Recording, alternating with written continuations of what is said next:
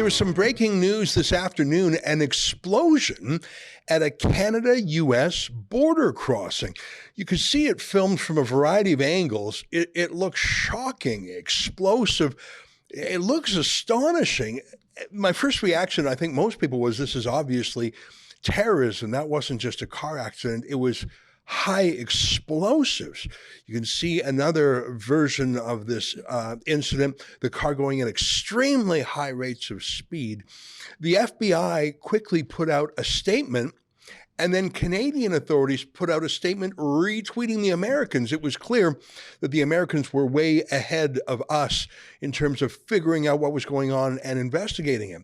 Soon, the Ontario police put out this video announcing that a variety of border closings and highways were completely shut down. Take a look at this. We have major issues happening right now at the U.S. borders in Niagara region. Right now, we currently have the Rainbow Bridge closed in both directions in Niagara Falls. Niagara Regional Police, Barks Police, as well as Canada Border Services are working on an incident in that area. As a result, we also currently have the Fort Erie Peace Bridge closed at the end of the QEW, closed to all crossings coming to or leaving Canada. We're also in the process right now of closing Highway 405. We are in the process as well of shutting the Queenston-Lewiston Bridge, and you can expect heavy delays in the Niagara area. If you are planning on crossing the border, please delay travel until we know those highways and closures have reopened. I will update you as I get information, but for now, all border crossings in Niagara region, Fort Erie, Rainbow, and the Queenston-Lewiston Bridge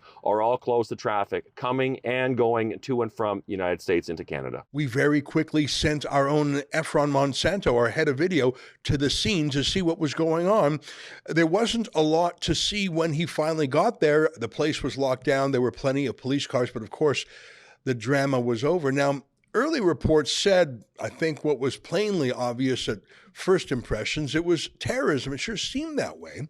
But as of around 5 p.m. today, that explanation has been walked back. And another theory has been proposed that this was joyriders that were going at a high rate of speed and fishtailing, and the car simply went out of control and exploded. I mean, could be. It certainly seemed like a high explosive event, but that was based on just observations from surveillance cameras. We'll see what the investigations find. But still, we should not ignore the warnings that various intelligence agencies have given. Here's the United Kingdom official advice to travelers going to Canada. Let me quote their advice to their own citizens. Quote, "Terrorists are very likely to try to carry out attacks in Canada." And then they give details. Attacks could be indiscriminate, including in places visited by foreigners. You should remain aware of your surroundings, keep up to date with local media reports, and follow the advice of local authorities. That's not particularly helpful advice, is it? Now, Trudeau scoffed. He said, oh, there's nothing much to pay attention to here. It's just those Brits. It's funny, though, because I remember when Justin Trudeau was trying in some ham-fisted way to lash out at Ron DeSantis in Florida, and Trudeau issued his own travel warning. Remember that? Saying that people in Canada should be very careful going to the United States because it was so anti-gay. Trudeau, that's what Trudeau thinks of security advisories. In the meantime, the Brits are saying, be careful of Canada, you'll get blown up. All right, well, if that infrastructure explosion was not a terror attack, well, there have been other attacks on infrastructure. These that happened the other day, blocking the railway, invading companies that have anything to do with Israel.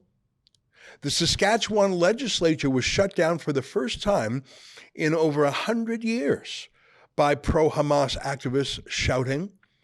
Here in Toronto, the city's busiest railway station, Union Station, was shut down. Roads are continuously shut down.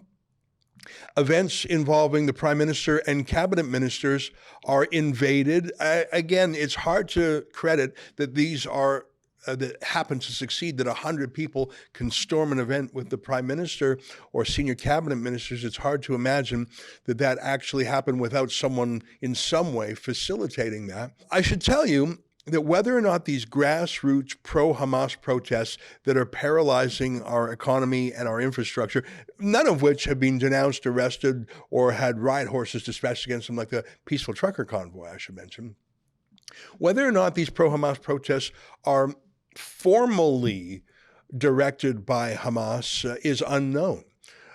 But we know it is a crime under the criminal code to participate, facilitate, instruct, or harbor terrorism. Who is behind these acts I've just described? Today, I see that hundreds of school children in Ontario were let out of school to go on a Hitler Youth-style parade, an anti-Semitic-style parade.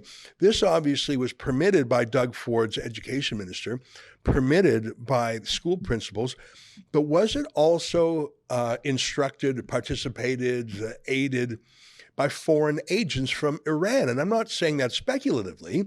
As you saw last week, Global News, hardly a right-wing outlet, did a major expose on the close to 1,000 agents in Canada operating on behalf of the dictatorship of Iran, whipping up anti-Semitic marches. Here's a question for you. Were those school children exited from class, and were they marched through the street at the behest of foreign agents? Which of these infrastructure attacks were at the behest of foreign agents? Here's a clip from that Global News story. This BC immigration lawyer has spent a lot of time documenting what he says is the huge number of Iranian regime officials and their associates who are in Canada. We have about 700 names right now that are either have temporary residence, permanent residence, or citizenship that are in Canada and that are somehow regime affiliates. We're still counting, so it's going to be closer to 1,000. So we don't know if the explosions today were terrorism, but we know that a soft burn style of political persuasion is going on. If it rises to the level of terrorism, I'm not sure. I do know that Pastor Arthur Pavlovsky in Alberta was convicted and sentenced to a prison term, although it was time served already, for giving a peaceful sermon to the truckers at the Coots trucker blockade in February 2022. My point is a peaceful pastor giving a sermon, not at the actual border itself, but in a saloon nearby. He was convicted of a crime and given a jail sentence, time already served. And yet you have pro-Hamas extremists doing actual blocking of critical infrastructure, and no charges for that.